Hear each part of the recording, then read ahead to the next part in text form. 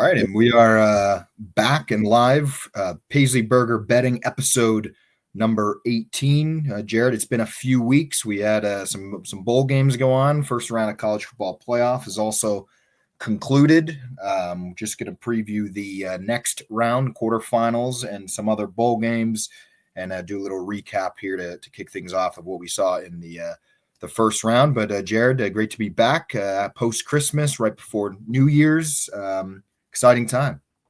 Yeah, happy to be back, Case, after a little break here, little scheduling quirks here with Christmas and New Year's falling them during the weekdays. But from a Notre Dame and Penn State fans, I think we're both happy our teams advanced. So excited to break those games down on the second round and a possible round 3 matchup, possibly. But yeah, we'll recap some bowl games we already gave out that we already went 4-0 on. That we'll get to later, and some line moves that we got ahead of. So if you're listening to this pod, we're pretty hot on the bowl game so far.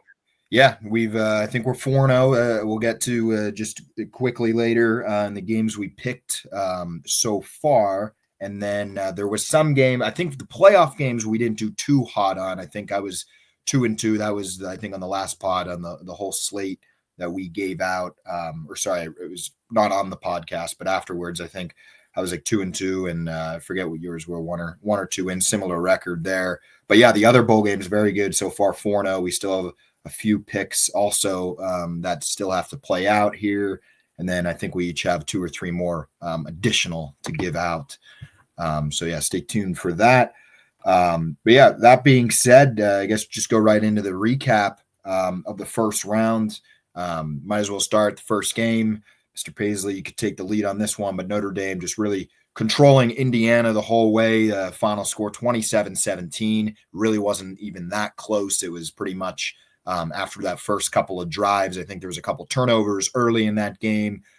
Indiana had a couple chances, it seemed, but then they threw that pick on their either first or second drive, and then Notre Dame just busted that 98-yard touchdown run. Kind of since then, it was all Notre Dame, but they look good, and they did what they needed to do, and you know, we'll get to all these games, but none of these games were really that close, which was kind of a little bit of a surprise that we didn't really get any. But yeah, Notre Dame did what they needed to do, and really blows out Indiana at home and advances. Yeah, the favorites really dominated in this week 1, winning every game, and I think covering every game as well. So that was pretty impressive from the favorites there. But yeah, Notre Dame, it was a great atmosphere. I was watching on TV, and I thought this was the loudest Notre Dame stadium has ever been. The crowd was really into it. So from an atmosphere standpoint, all these games, I think it really checked the boxes, and it was really cool to see these home playoff games and the crowd and everything, and the cold weather, because usually games aren't played this late. So that was a really cool and neat dynamic I really loved watching on TV. But yeah, like you said, I mean, Notre Dame came out a little shaky with the early pick. It got tipped by a defensive lineman, so it wasn't really all on the quarterback there. And then Indiana was on the 30, drove right down to like the 5, and then Notre Dame got a pick, which actually helped them seal that, not letting them score a touchdown. Then you're right, the next couple plays, Jeremiah Love, who is a very underrated running back, starting to get a little love in the market right now, but I think he is very, very special and could be a really great player the rest of these playoffs and for next year, because he's only a sophomore. He'll be coming back next year. So he had that great run that kind of just broke it open. You could tell the nerves kind of went down, I feel like, from Notre Dame from there, and they just played loose. And I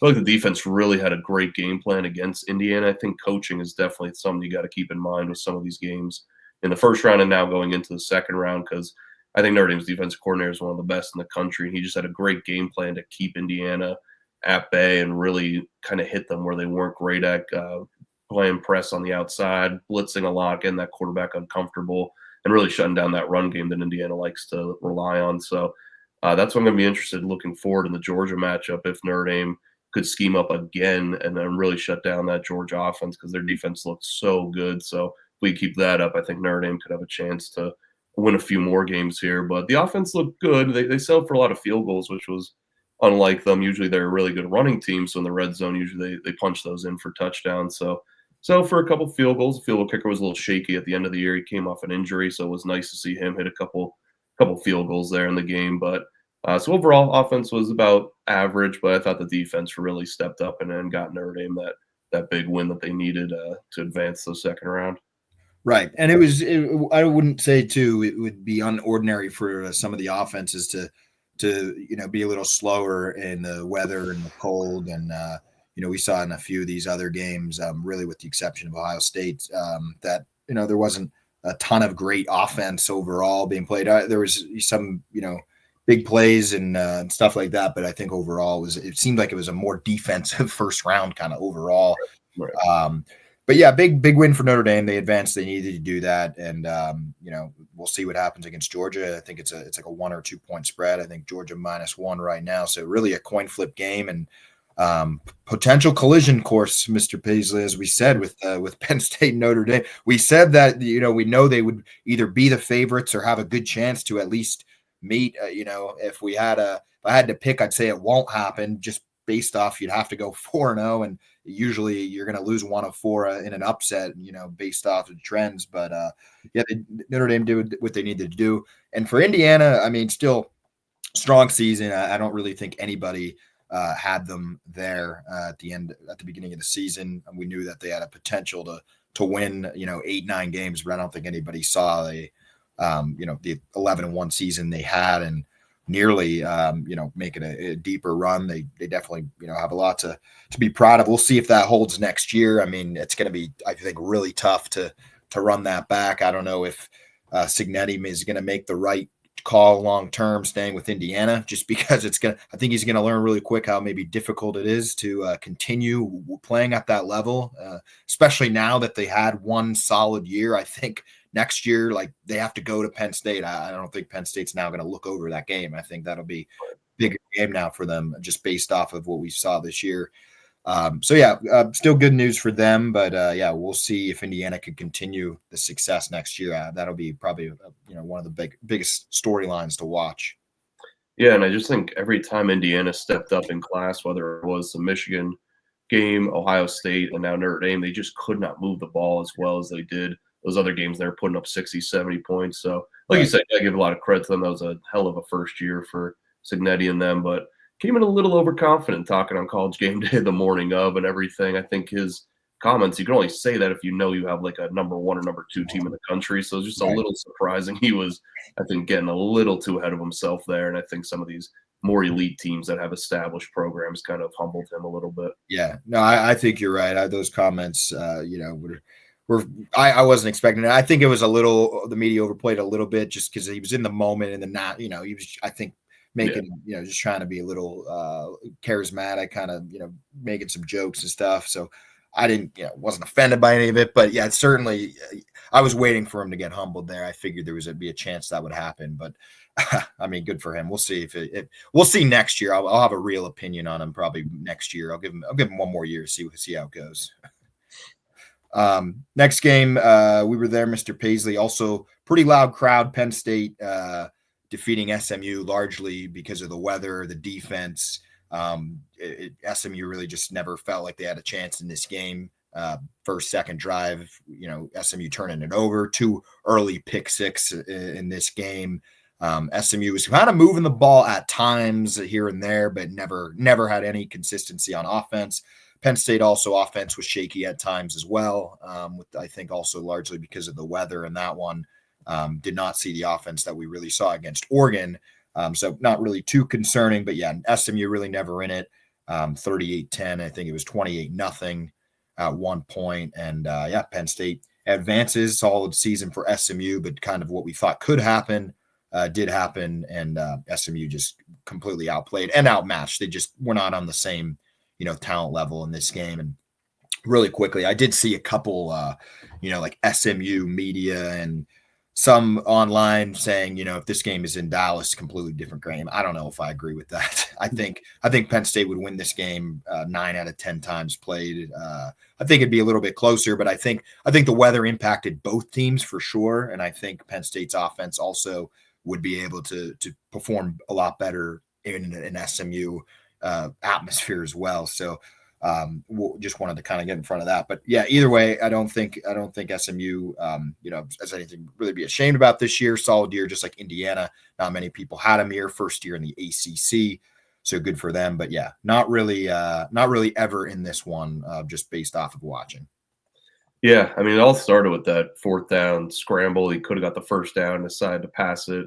Jennings from SMU Yep. It was a bad throw. He had him in the end zone. I mean, that would have flipped the game entirely, and that would have changed the mood in the stadium if SMU would have went up 7-0. Probably would have got his confidence going. So, it really affects on one play there, but it doesn't come down to one play in the game. Penn State dominated the entire rest of the game. I mean, you just can't throw. That was the one thing going into the game with having a turnover prone quarterback, and if he was going to play clean, they had a chance. If not, this game could have got away from them, and it was the latter because those pick sixes, just getting the crowd going, getting that defense going. SMU's not a great team to play from behind. They like to run the ball and play some deep. I thought SMU's defense actually played pretty well. They just, the two pick sixes was 14 points right there, and you cut those down. But yeah, I think Penn State would have won this game in any condition, any place. Just really showed with SMU and Indiana. They were like the two teams that were kind of like the last two in, I feel like, and all the SEC schools had their day after after those performances. But I think you just saw the difference in the talent level, in the schedules. That's why I think it's still important in today's day and age to play a tough schedule, maybe play a good non-conference, just to get that test, because SMU really didn't get a test until Clemson, and then they did okay, but then we saw how Clemson was at the end of the year. So I just feel like, yeah, Penn State just really dominated this game from start to finish on the defensive end. They're just a really good defense to get after you with their pressure. I mean, they were dominating that SMU line all day, forcing some bad decisions. And then once it got out of hand, that's just not SMU's style. But yeah, Penn State's offense did not look great either, as we talked about. But yeah, maybe it was the cold. There was a little wind in the stadium. The SMU defense did play pretty good. So I think they'll fare better like they did in the Big Ten championship in a indoor facility in Arizona for their next matchup. So not too worried about the Penn State offense, but was again impressed with the Penn State defense that game. Do you think the committee got it right with putting SMU and Indiana over Ole Miss and Alabama? So I'm a believer in the most deserving teams every year, and I think SMU and Indiana were the most deserving. Yes, I think Ole Miss and Alabama were a lot better than SMU and Indiana if they played on a neutral, or if they played a game they would get probably blown out. But because then I just feel like you're just taking the best teams at the tops, and it doesn't really matter how many losses you have. So I feel like something's got to matter on the field, but then I feel like they keep flip-flopping every year. So one year it was, well, Florida State was deserving, but Alabama would be a better matchup, and it was. And they played at Michigan pretty good last year, almost beat them outright. And then this year we go back to now, okay, let's go back to the deserving. So I feel like next year just going to flip-flop to probably another SEC school, probably get in over, one loss ACC. I just think that's a common problem with college football, and we love it, but like the conferences are so different. Like you look at the Big 12, we'll see how Arizona fares. Like if they get blown out, if Boise State gets blown out, then it's like, okay, I think we really got to fix like the structure of it, because these teams are, I agree, the SEC is the best conference. Now they're getting beat up, and now they're getting penalized just for playing the teams that are around them location wise. And some of these other teams like SMU, like had an easy conference, and they had an easy schedule. They missed out on playing Clemson and Miami in the regular season. So I just think that's kind of more a college football problem. But I thought the committee did a good job with what they're given. But I just feel like there's got to be something. Maybe just go to these bigger power conferences, like have 2 or 3 big conferences with all these top teams, because you're going to keep having stuff like this where you're going to have these teams in the tournament, but they're just not going to be able to compete. Then you're going to be leaving teams out that probably could compete talent-wise with some of these top teams. Yeah, I think if you're Alabama too, you can't complain the way that they lose 3 games. They're 9-3. You lose to Oklahoma, a terrible Oklahoma team, by the way, that just lost to Navy, by the way, in a bowl game. So yeah, I don't think there's any room for them to talk. Also, if it doesn't completely matter, and we're just putting teams in based off of a power ranking or who would win or who's better, then you really don't need to play the game. So like what's even the point then? So no, I do think the committee got it right, and people are going to complain. But the end of the day is you have 12 spots. And if you can't really slot yourself, if you're a 9-3 team, that's it. You want to talk about how good the SEC is and then we're better and we should be in over SMU and Indiana. Well, if you're that much better, then win a couple more games. Don't lose to Oklahoma. Don't lose to Kentucky. So I don't know. I think if it was like a 10-2, I don't think it would have been a question. I think Alabama would have been in over either of those teams. So they've lost games that were critical. You can't do that and then complain. And I think they got it right for sure. I do think there's flaws, like you said, no doubt about it. These conferences are not equal. But yeah, you still got to win your games that you're given, and if you're not going to be able to do that, then I don't really think you could complain. I do think there has to be some system changes, such as the 4 auto bids being the top 4. I think if you just have the 12 teams or whatever, however you want to rank them, then all of a sudden, let's say you eliminate Clemson, then maybe there's a spot for Alabama at 12. That would have been a solution there. Instead, SMU would get the auto bid, or whoever. Maybe regardless, I don't know if the ACC should have had 2 teams in. So my point is, you eliminate something there, opens up a spot for Alabama. You get the 12 best teams in just solely based off the rankings, like we did the top 4. Maybe there's something there. I don't know. I know they're already discussing that for 2025. But yeah, no, I do think they got it right. It's unfortunate that SMU did get blown out, and Indiana got blown out, but I think that's just it's why we play the games. And I think not only doesn't really matter if you have the best teams, but I think it does matter if you're deserving. And you can't punish an SMU team for their schedule. They did what they needed to do. They did lose in the ACC championship, but largely they did what they needed to do all year to put themselves in a position to be there. And I think we got to take college football for what it is, and it just makes it different than the NFL. It's very hard to predict. Right. I think with the 12 team too, you can't really complain. With the 4 team, I thought that was too little of teams. And now this year, you're right. You have 3 lost teams complaining. Like, it's kind of like in March Madness with the 70th team complaining they didn't get in. It's like, okay, like, come on. Like, you have a lot of games to prove yourself. And we'll get to a game with an SEC team that only had 2 losses and got in and got their asses kicked. So it's like, sometimes you get the SEC team in. And so you never know. It's all hypothetical. So they want to, You're always going to talk when you don't get in, but then you get in, and if Alabama got blown out, then it's like, well, then what are we doing? So, yeah, exactly. All right, next one. We got Texas fending off Clemson 38-24. Missed some of this game just based off of coming back from State College, but caught up on a lot of it. Texas did what they needed to do. Clemson, was hanging in there. I think it was a 7-point game in the third quarter at one point, but Texas was just a little bit too much for Clemson to handle, and kind of, was outmatched a little bit. I think Texas just had the better athletes overall. I think I'm slightly impressed with Dabo, though, for how they were able to kind of end the season and have a chance in this one. It's funny, Texas did cover. I think the spread was 12, but it did feel like at times that Clemson had, their chances to keep this game close, but at the end of the day, could not get it done. Texas does advance as expected, 38-24 over Clemson.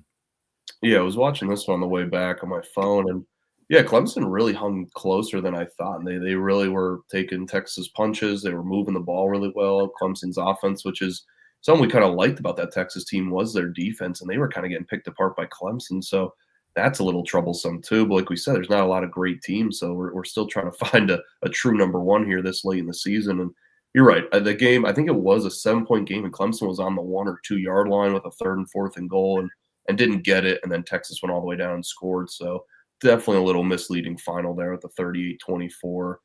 Probably should have been more like a 7 or less point game. So yeah, I don't know how Clemson didn't cover that. If you had a Clemson ticket, that was tough. So got a little lucky if you had a Texas ticket. So yeah, Texas, yeah, a little bit of question marks. I mean, their offense looked better, but again, like some of these teams, like Penn State, I feel like in that Big Ten, not to keep bringing it up, like we were worried about their offense. Well, now their offense showed up, and then the defense gave up 40 points. And now Texas, their defense was so good all year, held Georgia to single digits in the first half. The SEC chat, like they were playing really good, and then now their offense comes to life, but then the defense can't hold up on their end. So still a ton of question marks. Just a wild season in general, but really thought Clemson played really well. I was very impressed with Clemson, and still going to be iffy with Texas, but now they get an Arizona State team, which they're a 12-point favorite. So again, the bracket is just so messed up this year. So going to be interesting to see how Texas looks going forward here, but got to give a shout out to Clemson and Dabo. I think you're right that they played really good.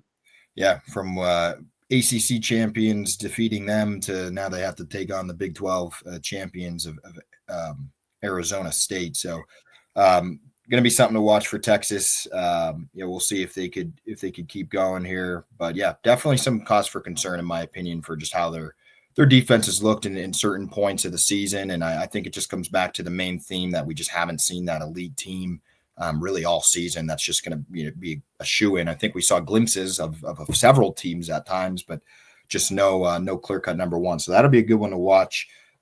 between Texas and Arizona State. That one's in the Peach Bowl that we'll get to here shortly.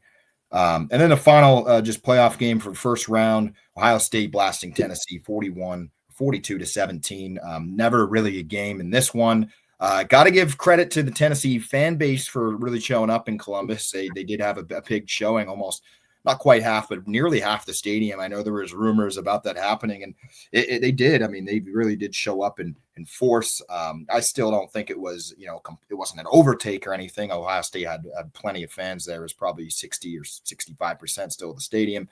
But no, they handled business. Ohio State kind of on the ropes, it felt like. They had a lot of pressure mounting after that devastating loss to Michigan. You get all the hype of the SEC coming to Columbus and gonna take them out and this and that, and Ohio State kind of just fended them off. Really was never a game. It was pretty clear cut. I think when it was 21-0 or something, I think Tennessee put one drive together and then got the ball back, and I was like, maybe here we go. They could score here and make it a 7-point game, and then they didn't. They turned it over. Ohio State went right down, scored again, and by that point it was practically over. So yeah, Ohio State did what they needed to do.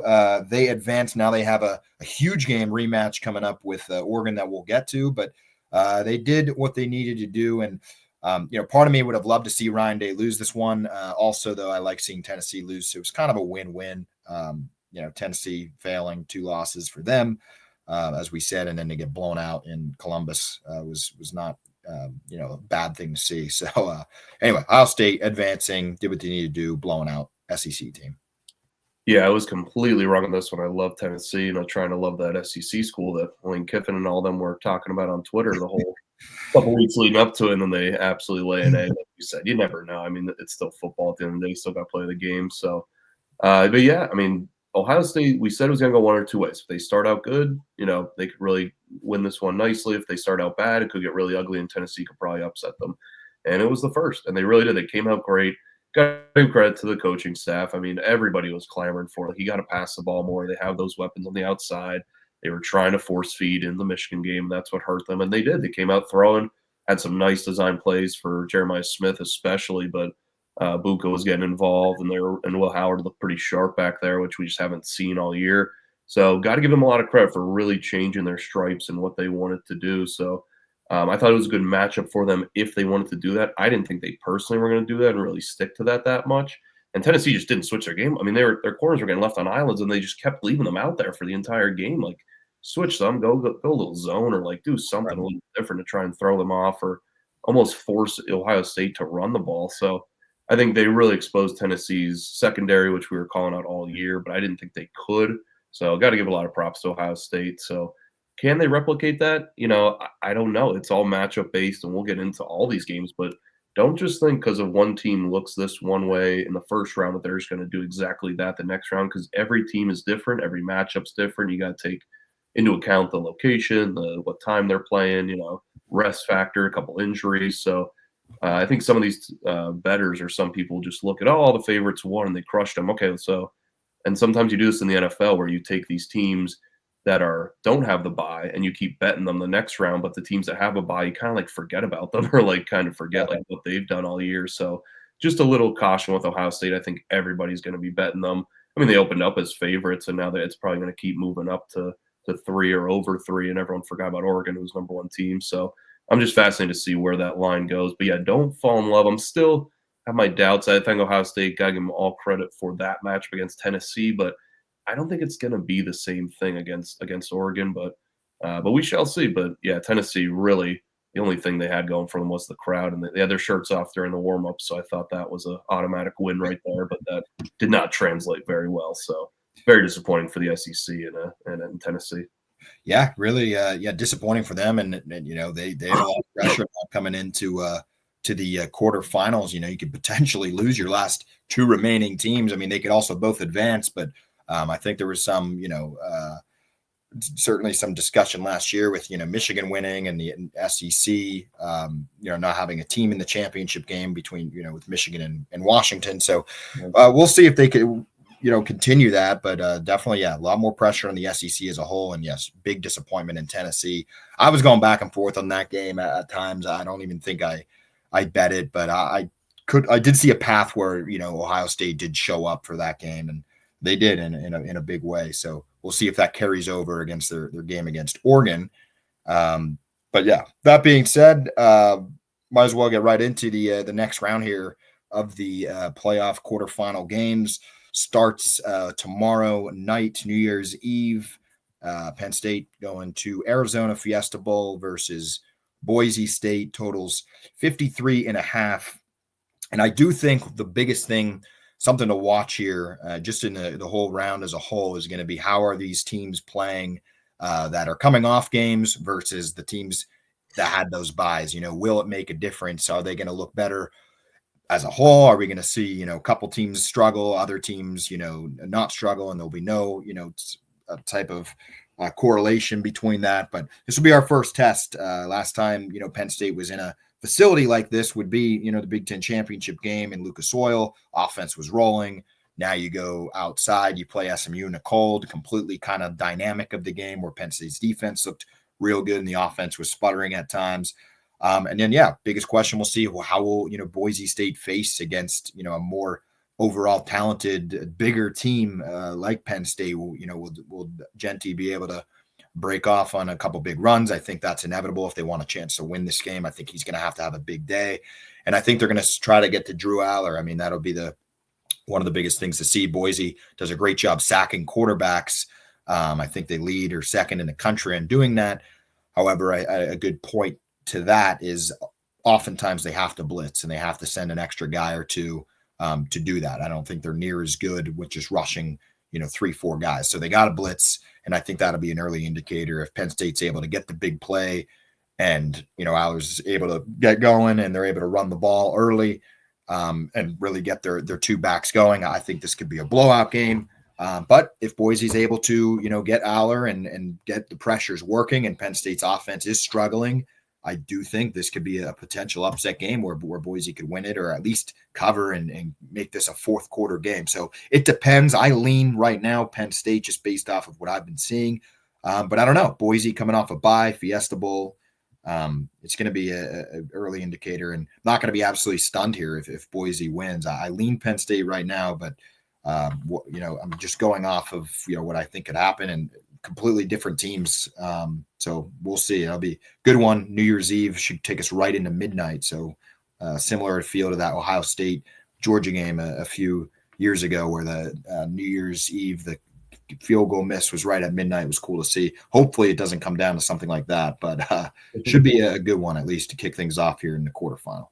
Yeah, I mean, this one should be fun. I mean, all these matchups I'm looking forward to. These lines are tough. Like, I think the books did a good job just really kind of baiting you, paying a premium on some of these favorites with them doing so good. But then it's like you don't want to take any underdogs because of what happened last week. So, and then some of these totals are also nicely priced. So these lines get tough as you get later into the year into these playoff games. So at an initial lean, I would lean Boise State plus the points, and I would lean to the over actually. But yeah, I think if you hit it good on the Boise State defensive side, they really get after the pass rush well. I think a lot of people probably don't watch Boise State football or haven't really watched them all year, but they have some dudes on the D line that can get after it. So if they could get Penn State in some second and long, third and longs, they could really crank up that heat and get there.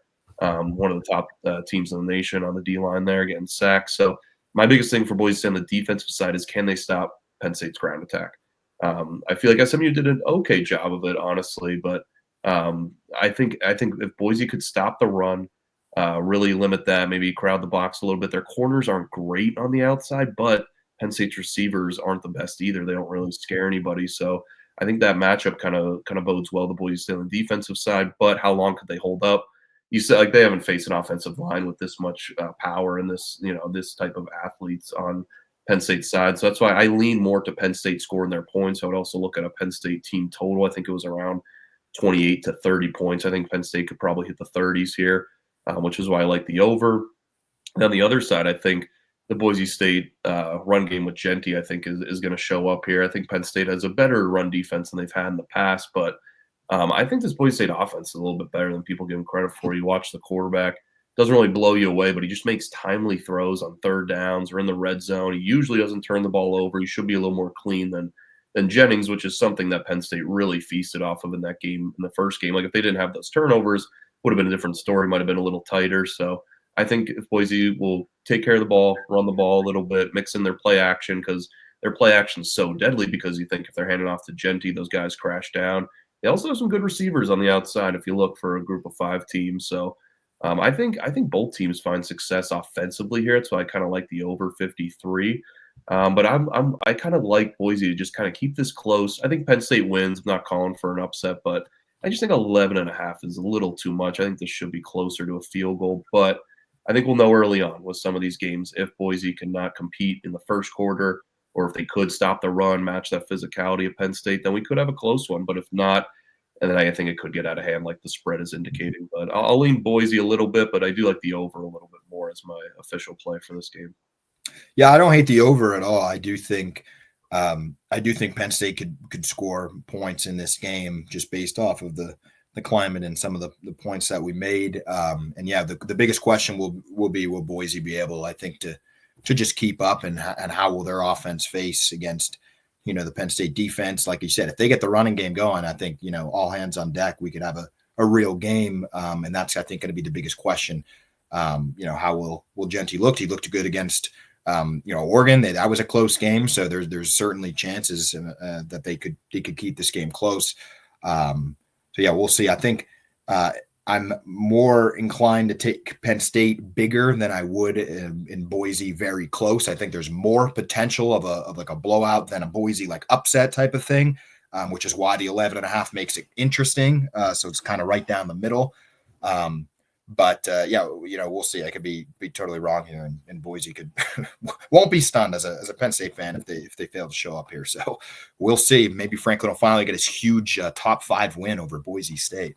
Yeah, that's true. The seeding. But yeah, I think Franklin does do better in these bigger spread games. Like, it's weird to have a big spread like this in the quarterfinals, but he kind of does tend to do really good as a big favorite. Where he struggles is when he's an underdog or it's a very tight spread. So Right. that's what's kind of hesitating me on Boise State a little bit, because Penn State does like these games where they are big favorites, but maybe you have to wait a round or two if you want to bet against Penn State. But just something to keep in mind.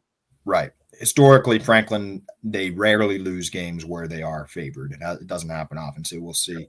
But then again, historically, he doesn't beat good teams, so we'll also see. So either thing could happen here. All right, next one, Texas, similar spread, 12.5 against Arizona State. This is going to be an interesting game. I really hope it's not a blowout. I want to see a good game. I want to see Arizona State have some success. I'm not sure they're going to be able to. I mean, Texas is just the overall better team, and I think with their off week, I think they are going to. They were not off, but I do think they're still building momentum. I think they're actually disappointed also after that Georgia loss, and I think they may come out firing here, and they have a real chance, because there's been doubters, me kind of one of them, where we've seen the Texas sputtering, defense at times, like we just talked about, and even offensively, we saw that A&M game. Who really is Texas? I think they have a big moment here to get a big win, in a pretty large fashion. But I don't know. Arizona State's kind of feels like that Cinderella team right now, coming in dead last in the Big 12 projections. You go out, you win it, and they're playing pretty good. I mean, really, and they have a good running back also. So total in this one's 51. These are now all New Year's Day games. Interested to hear your thoughts on this one, but it's Texas laying 12.5. Yeah, this one I'm just like the most confused about. Like, I feel like I kind of have a good grasp of the other 3, but this one I just don't know, because you're right. I don't know what to do with Arizona State. I've been doubting them all year. You're kind of waiting for them to just turn back into a pumpkin, as they say, but they just keep proving everyone wrong. I picked Iowa State in that Big 12 championship, and Arizona State won by 30. So I don't know. I think you're right. Sometimes these teams just have these runs, and they just, you can't explain it. And the head coach is young. It's his second year. The roster's, not exactly where it should be with the Texas team, but you're right. I think I would lean Arizona State in this one, but I'm not super confident because of just how the underdogs looked. I think Clemson definitely shown some, you can move the ball. I love that running back from Arizona State.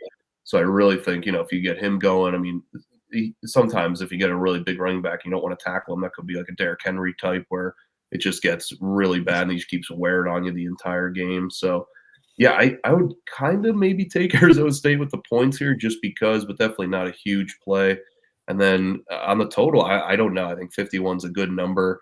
I would maybe lean over just because of these games should be in nice climates indoors or in really warm weather, no rain, stadiums and such. So I don't know. I like Arizona State. I'd love to see them keep this one close, like you said, but I'm just waiting for that big Texas performance. I thought it would maybe come against Clemson and then maybe here, maybe this is where they answer the bell and win by 20 plus. But yeah, I think Arizona they just got some cooking. They got the bye, got to rest a little bit. They do have that receiver that did miss the Big 12 championship, who was like their whole receiving core, but they still found a way to win because they just ran the ball so much. So if Arizona State cannot run it, I think that's where they're going to find their trouble. And if they get down early, they keep this close and keep the run game going. I think they could easily cover this 12.5. So again, early part of the game here is going to be big for this matchup in the Peach Bowl.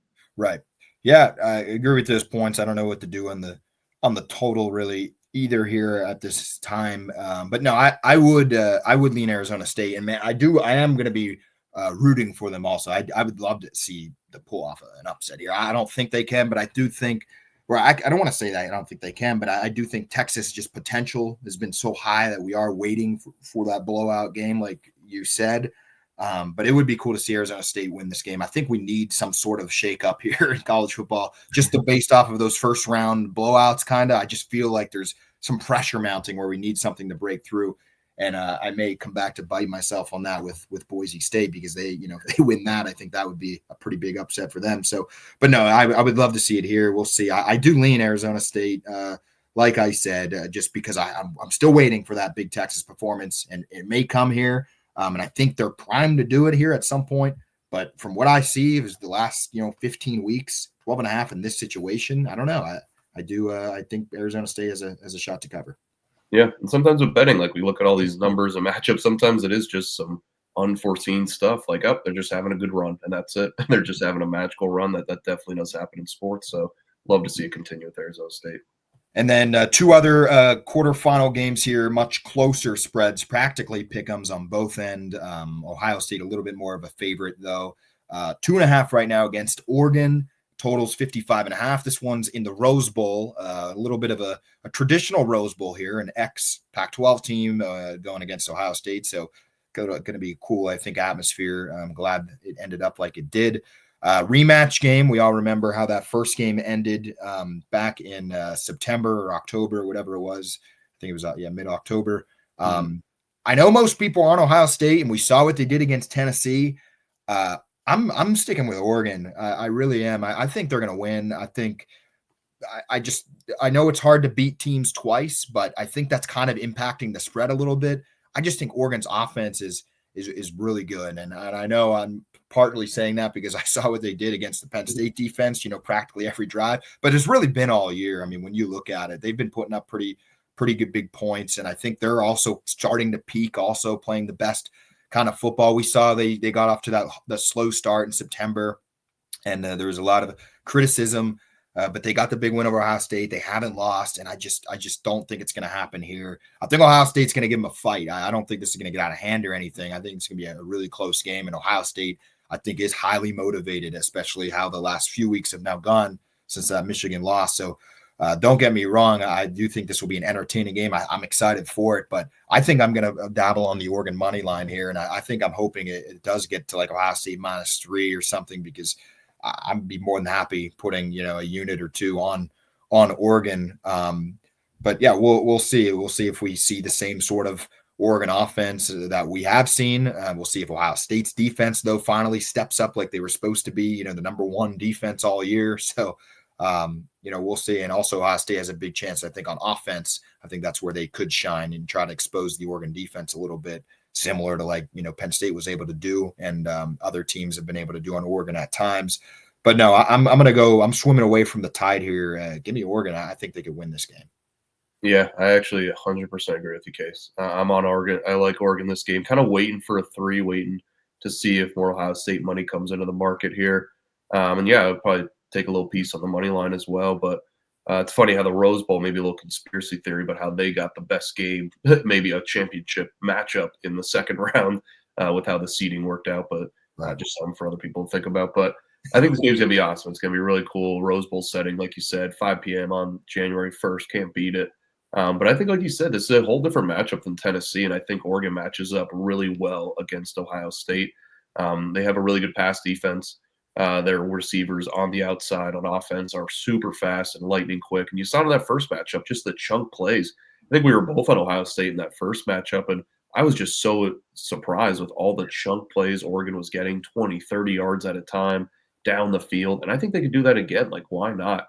So I think and they can run it too. Like Oregon's just so multiple where they can beat you through the air, they can beat you on the ground. Gabriel's a really good quarterback. Their offensive line's good. So I'm with you. I don't see Ohio State having a ton of success stopping Oregon, so I'd also lean to a little bit of an over. And I think Ohio State will get their points to get this total over to 55 where it's at right now. But I just think, again, I think a lot of people are thinking Ohio State. This is a totally different match from Tennessee, who doesn't have great corners, and Ohio State was able to exploit that a little bit. And then on the flip side, Tennessee's pass defense or pass offense wasn't that great. We knew it was their run game, and then their running back went out like in the second series, and they didn't even run the ball, and they were down 14. So like that game state just really didn't get to expose the Ohio State secondary that I think still has problems. And look back on Ohio State's schedule, like who was the best pass offense they faced? Like I think Oregon is definitely the best beat, like Michigan, even Penn State's pass offense when they played them at the time in midseason. They just played Tennessee, who was down 21 points, and they knew they were passing, and they still couldn't pass it with the receivers they have on the outside. And their young quarterback. So I just think this Ohio State defense is getting a little bit overblown and a little bit too much hype. And I think Oregon comes in with a similar game plan. I trust that coaching staff with Dan Lanning, extra time to prepare. And this is also something, too, when you have that bye, you get to watch film then on that team that played that first round. So they're putting out stuff that they had to do to win that first round game. Now Oregon could see that and look to combat that a little bit. So I trust Oregon in this spot. I still think they get the second win against Ohio State here and move on here. Yeah, definitely. As I said, couldn't agree more there. I do like Oregon in this one, and I do like the over also because I really don't see Oregon having a problem on offense, and I do trust Ohio State enough to score. So yeah, this one should be good, and it's a good point. Didn't really think about that on some of the conspiracies regarding the Rose Bowl getting this marquee matchup. So keep that in mind. I actually propose that we should just have the Rose Bowl as the national championship every year and keep it there, make it a traditional thing, do everything else, and then make the national championship the Rose Bowl, played at the Rose Bowl, call it whatever you want. I guess you have to call it the Rose Bowl. Got to keep the name, but I think that would be great for the sport. But yeah, anyway, should be great. I like Oregon. We'll see if they can continue their undefeated season. Last one left. And last, but certainly not least, Mr. Paisley, your Fighting Irish still hanging around, trying to go for the national championship, taking on Georgia. Georgia is -1 as of now. This spread, I feel like, it's kind of moving around here and there between a point and a half a point and kind of going back and forth. Total's the lowest by a pretty big margin than any of the other playoff games, only at 45. They're going at it in the Sugar Bowl. All eyes on Georgia, obviously, with their quarterback situation. I think that was a pretty big point over the last couple of weeks since that Georgia game versus Texas, and then also Notre Dame coming off their big win and just continuing their pretty strong offensive performance since that early loss to Northern Illinois. So it should be a great game. Like you said, potential paths colliding between Penn State and Notre Dame. If they could both get the wins, we'll see if it happens. Maybe neither will be there. Who knows? But should be a fun game. Yeah, I think not a lot of Georgia Boise State projected matchups. Something I was seeing in the on the interweb. But yeah, this game fascinating. This one I'm really excited, not just because I'm a Notre Dame fan, but this should be a fun one. Late at night here on January 1st. You're right, the line's been moving around. It opened up Notre Dame as a favorite, then it moved to Notre Dame +2.5, I think was the highest I saw it go. Didn't really get a normal 3. Now back down to 1. So a lot of even money maybe on both sides, and I could kind of see it. I could see why both teams have a path to win. I like Notre Dame in this matchup, but I'm not like entirely sold and like absolutely love it and going to do like a whale play of the year. But I think Georgia still is really solid. I think they pose a lot of problems. I think their backup quarterback, we just don't know enough about it. So like it's tough to make a full, analysis of it. I think, he definitely runs a little bit more than Carson Beck. But here's the Carson Beck wasn't playing that good. So like how much of a downgrade really is it from Carson Beck to this backup who, probably is really solid. He's at Georgia for a reason. It's not like it's some bum. So I think that's an interesting thing. Notre Dame does have a second half of film they could work off of. That Texas was a little shocked by. And I think it is tough when you have those in-game quarterback changes to make changes on the fly like that. So I trust Notre Dame to have a good game plan on defense. I think they'll still be aggressive, load the box, not let Georgia run the ball, hopefully make them throw it with this quarterback who doesn't throw it as good as Carson Beck. So I think they're going to have a similar game plan to Indiana. So that's why I like Notre Dame to keep this one lower scoring on the Georgia side. And then I think Georgia has some good, I trust Kirby Smart on defense as well. I think that's why the total's so low. I kind of like the under. I didn't play it yet because it's kind of going up. It was at 44 now to 45. So I think both teams going to be kind of a rock fight, kind of similar to that SEC championship game where it's going to be very defensive led. I don't see a team, really eclipsing a high 20 total here. But I think Notre Dame gets it done. I think their run game wears on them enough. This is not the same Georgia team. It's tough to like get your head around that. But they gave up, I was just looking before we started, Case, like 270 on the ground to Georgia Tech at home last game of the year that they needed to win. They couldn't lose that game or they would have been out of the playoff. And then they had the SEC championship on deck. But then even the SEC championship, Texas ran pretty good on them. And that's what Notre Dame wants to do. They want to run the ball. So if you don't have a good run defense, it's going to be a long day for you. I think Indiana held up okay, but then Notre Dame just has so much explosive where they could just pop one off for 90 yards like they showed in Indiana. So they will stick to that run game because their defense will hopefully keep it close. I just think Notre Dame's a dangerous team to play right now, but Georgia does scare me just because of their athletes and who they have on both sides of the ball. I really respect Kirby Smart. I think he's a good coach. So I'm seeing a low scoring matchup here, but I think Notre Dame gets it done by about 3 to 4 points, I would say. So give me the Irish to move on and also the under, but I think this should be a great matchup here in New Orleans. Yeah, I agree with those points. One thing I'll note on the backup quarterback, I have seen bums get through at the Division I high level. Shout out to Taquan Roberson at Penn State in 2021 when he couldn't snap the ball at Iowa and they were ranked like number 3. So there are some guys that slide through. But no, I don't think the Georgia kids like that. I think, like you said, I was high on Carson Beck more a year ago than I am today. He did not have the season I think that he could have had.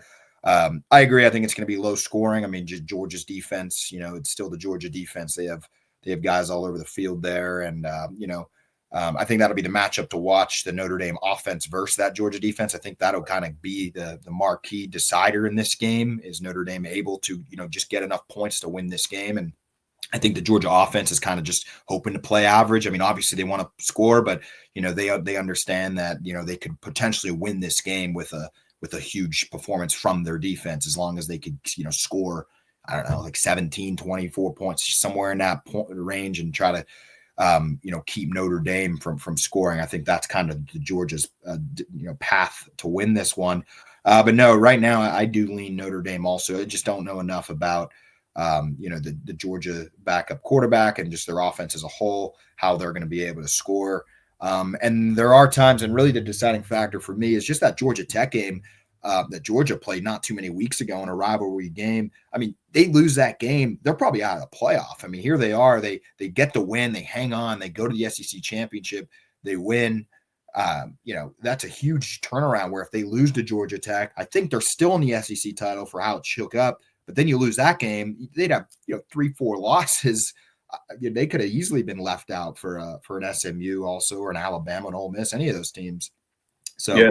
And just one more quick point in that case. Texas should have been up a lot more in that SEC championship game. They were only up like 6-0 or 6-3 at half. It should have been like 17-3 or something. So Texas really missed their opportunities, kind of blew that game, and Georgia got a little lucky winning that game too. Yeah, for sure. So yeah, Georgia's kind of been just kind of getting by at times, which is not what we've seen from them in the years past where they've been so dominant. So there were already questions, about their whole dynasty and things. And I think the transfer portal and NIL, I think everything just kind of even things up, and it's difficult. So going to be fun. I lean Notre Dame also. I don't have a play on it yet. We'll see where the line goes by New Year's Day, but should be a good one. Definitely looking forward to it. Obviously I'm looking forward to the Penn State game, but those that Ohio State, Oregon, and Notre Dame, Georgia should be very close games either way. Yeah, that's a great nightcap on January 1st when everyone's recovering from being hungover. And then just one last point on Notre Dame, too. I didn't mention big injury on the D-line, Riley Mills for Notre Dame. I think he was playing some great ball, probably their second best player on defense. So he is out for the rest of the playoffs. So that was a huge blow. And that's where I was kind of a little weary on that going into this game. So that does make me hesitate a little bit with loving Notre Dame. But I think this is another one too early on. Watch the first quarter, see if Notre Dame could hold up in the run without that D lineman now and they could stop Georgia's run game. I think Notre Dame should be in for some success. If they're not, they're chunking them up, getting some big explosives on the ground, then I think you could see a Georgia having a lot of success. But that's what I'm going to be looking for early on. Can Notre Dame hold up against Indiana's run game? That's what I'm looking for, or Georgia's run game. Yeah, we'll be fascinating to watch. We'll see how the Notre Dame offense looks. So that's our recap for the playoff games, and I think we just had a couple recap also bowl games that you pointed out the top of the show on the last podcast. If you're re-listening, which we hope you are, 4-0 on those picks. Paisley, you had Florida and Army covering, both pretty big heavy favorites getting the job done. I had a much closer spreads here. Iowa State with 3.5, they get the win. Shout out to Cam Ward for quitting at halftime, helping me out there. And then I also had Nebraska minus 2.5 in a big game for them. I was kind of just looking forward to that Pinstripe Bowl this year, and they get the win. They win it by 5 against Boston College. So 2-0 there, and then Paisley, you had Florida and Army also getting those huge wins. 4-0 so far. Love to see it.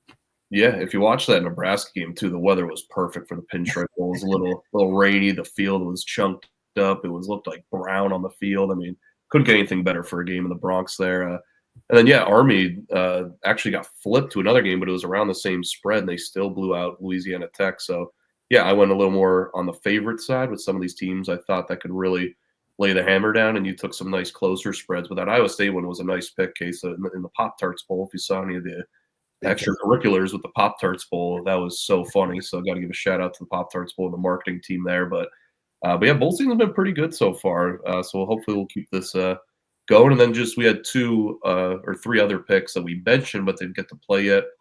Buffalo +2, which is on January 4th, I think. That swung now to Buffalo -2. I gave out Baylor +1.5. That now swung to Baylor -4 against LSU. And then, Case, you gave out Alabama -10, which now swung to Alabama -12.5 or 13.5. So 13, yeah.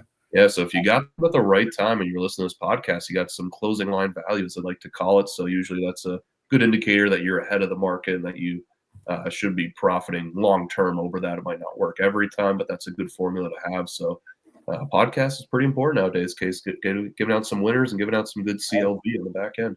We're here to make all of you money. That's why we're here. It's a great start. I like I got Alabama -10 tomorrow. So I got it at 10. Hopefully, if you haven't bet it, I still like it at 13.5. And also there has been a lot of good bowls games. I don't know if there's something going on. This is the first year I didn't enter a bowl contest just because of the NIL and guys transferring and still difficult. And with the expanded playoff, decided to opt out this year. But I mean, tons of comebacks in the Rate Bowl. Kansas State over Rutgers, that was a big game, huge win. They were losing, they come back, they get the win there, 44-41. Same thing, USC was down against A&M like 24-7. They come back, they beat Texas A&M. We talked about the Pinstripe Bowl being a close one. And I was just looking at actually Big Ten games. There was a ton of good ones there. But I mean, just overall, just a ton of good games. The Iowa State Miami game that we touched on was really close. The one game that I was a little disappointed in was the Alamo Bowl, BYU Colorado. That was one shouted out last podcast. Really was hoping for a good game there, kind of like a knockoff Big 12 championship game, but BYU really handled them there. So that was kind of a surprise. Armed Forces Bowl, Navy 21, Oklahoma 20. We've had several overtime games. It's really just trying to touch on it in 2 minutes is difficult, but a ton of great games and a lot of guys playing this year that were transfers or going pro. Colorado, their guys played. So I don't know. Maybe I'll have to give it a little bit more credit that it was a little bit more exciting than I really anticipated it to be. Yeah, so there was a lot of overtime games, and then like one team, or I think it was Oklahoma, went for the win in regulation. Like, I think that's the play, because if you got to do these stupid 2-point conversions, that's what you're going to be doing all overtime, and then that's just like 50-50. So why not just run your best 2-point conversion play, try and get it there? But yeah, I think the Pitt Toledo game went to like 5 overtimes. USF, San Jose State. I was watching that on Christmas Eve until 1 a.m. Went into like 5 or 6 overtimes, and USF won that one outright. So, yeah, bowl season, all with all the transfers, all the NIL, like you're saying, still getting some good product on the field. And I think a lot of people don't watch these bowl games, but the true college football fans like ourselves, Case, this is a good time of year. And I love watching these bowl games, and I'm glad they're causing a lot of excitement, a lot of close games. It's really been fun this month of December. Yeah, no, ton of great games, and hopefully it continues. Hopefully it continues into the playoff. Honestly, Right. so we'll see. But all right, well, we're going on an hour. We didn't really think of this one would be an hour, just the playoff, but some good topics being discussed, and yeah, we're gonna do a couple more also this year. So stay tuned, not going anywhere. We have a couple bets also that we just want to give out, and we'll continue putting them out on the page as well through the conclusion of the season. I'll just start quick. I like Oregon, and it's a playoff game with the 2.5. I mean, like I said, I'm going to dabble on the money line also, but that's one of my favorite plays right now. That's moving forward, and it happens to be a playoff game. So yeah, give me Oregon 2.5. Could see it outright, like them outright actually against Ohio State.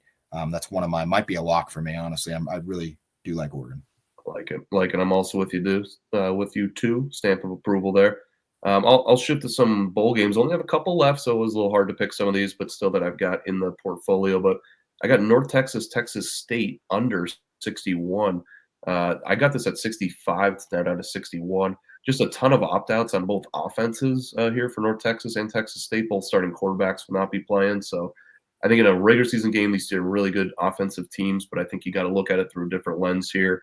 I just think the offenses are going to struggle without some of their big key pieces, and I think that's just a large number to get to in bowl season. So I took a couple unders early with some of the same logic, with a lot of opt-outs, and they've been hitting. So I'm going to stick with it here and take a tall under 61 between North Texas and Texas State. Should be a good one there. Yeah, we'll follow that one. And I have two more here. I actually took them some pretty heavy underdogs with the points, and reason just because I like them, but also just for how this bowl season's been going. I don't know. I have no reason to take Ole Miss laying 17 against Duke. I'm going to take Duke with all those points.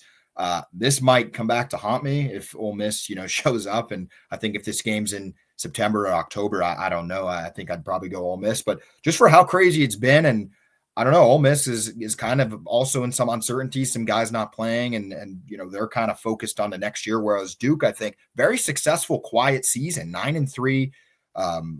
They're a good team. I think 17 points is a lot, especially in a bowl game. I think it's the Gator Bowl, so should be good. But that one is on January 2nd. Give me Duke with 17 points. Maybe you can even get them with more. I don't know, but I got it at plus 17. Yeah, I'll just go to my next pick, Case, correlated with the underdog here. I like the under in that game, in the Duke Ole Miss game, under 51. I was close to playing Duke. I still might play him. That line has been traveling up for a while now, so just trying to get the best of the number, but I don't mind that at plus 17. But I'm going to put more on the under here. I think these teams are both defensive teams if you look at their stats the whole year. Definitely Duke, and then Ole Miss, you think of them as an offensive team, but I've been taking a lot of unders on them this year. I think they have more opt-outs on the offensive side of the ball, Ole Miss, than the defense. I think they're going to have a lot of defensive guys play, which I like that for the under. And then Duke, I just think I like Manny Diaz as a defensive mind. I think the defense creates a lot of havoc. So I think this one, just again, numbers just a little too high. I think you're right. In a regular season game, these are so different. You got to look at these in a different light. But I just think in the bowl season here, a lot of opt-outs on both sides. I just think offense is going to be hard to find here. So give me under 51 here in that game. I like it, rolling with some unders, some defensive battles, and I'm hoping for that in this one also. I think it's the only way this one actually covers, but I'm going Illinois with 10 points here against South Carolina. Similar to Duke, I think Illinois' defense is pretty solid. I think South Carolina might still just be a little bit, pissed off about their playoff snub and kind of how they ended it on such a positive note, but I do think 10's a lot, and just how this bowl season's been going, I think this could be a really close game. I just think it could come down to the fourth quarter. On that note, I think if this game was played a month ago, I think South Carolina would cover this. But Citrus Bowl, also down in Florida. Sticking with the Big Ten here with 10. Give me Illinois. I like a little Big Ten versus SEC. There should be a fun one. I'm going to go with a Big Ten team my own in Minnesota, minus 7.5. against Virginia Tech. This line was moving up. I got it at 6.5 now, up to 7.5, but I still like it there. Virginia Tech has a ton of opt-outs. I'm not sure what is going on there with the program. Not sure if the head coach, if there's some rumblings there or what, but they might have some of the most opt-outs of all bowl season, they were saying. Wow. So Minnesota does not. I think Minnesota, they perform really well in bowl games. If you look at PJ Fleck, maybe not the best head coach, but for some reason he gets his teams playing really good in these bowl games and has a really good record against some lesser teams. So I just think this line is not high enough, not adjusting for the Virginia Tech opt-outs. And they didn't really have a great season the way it was, kind of underperformed there. I think both their quarterbacks that they were starting during the year, I think both of them are out in this game. So I just think there's a lot of carnage on the Virginia Tech side. I love Minnesota, what they do during these bowl games. They should have most of the team intact there. So give me the Big Ten team, Minnesota, to continue their dominance in bowl season and win by double digits here. I love it. Always loved Ryan with the Big Ten also. And we'll see if Fleck could continue his success in bowl games. Should be a good one there. So yeah, that was kind of just our preview of this next round, and then the recap of the playoff games. We're going to do 2 more of these at least. We'll be back for the semifinal breakdown. Similar probably format. There won't be as many games to go over, so probably be around 30, 40 minutes on that one, and then we'll probably do another one either right before the championship or maybe right after, just depending on how it sets up, and kind of just do a whole kind of breakdown. Maybe we'll do one more long one just to end things, to get to 20 episodes. But Mr. Paisley, any final thoughts here of 2024? I even got the nice slide here for all of our listeners. Final time, great season, great year, really, getting the podcast launched, and we'll be back in full force next year, meaning next week and hopefully next season. So it's been a successful 2024. Yeah, it was really fun. We appreciate everybody listening through us the whole year. We appreciate the support and look to continue the podcast and the page. But yeah, looking for a successful 2025. But it's been a fun ride. So a couple more episodes to go. But just want to thank all the fans out there listening. Yeah, all the folks from Uncle Lou's page there with the Georgia. So we'll see if Georgia survives against Notre Dame or not. But either way, it's been great. And yeah, we'll be back. And happy bowl season.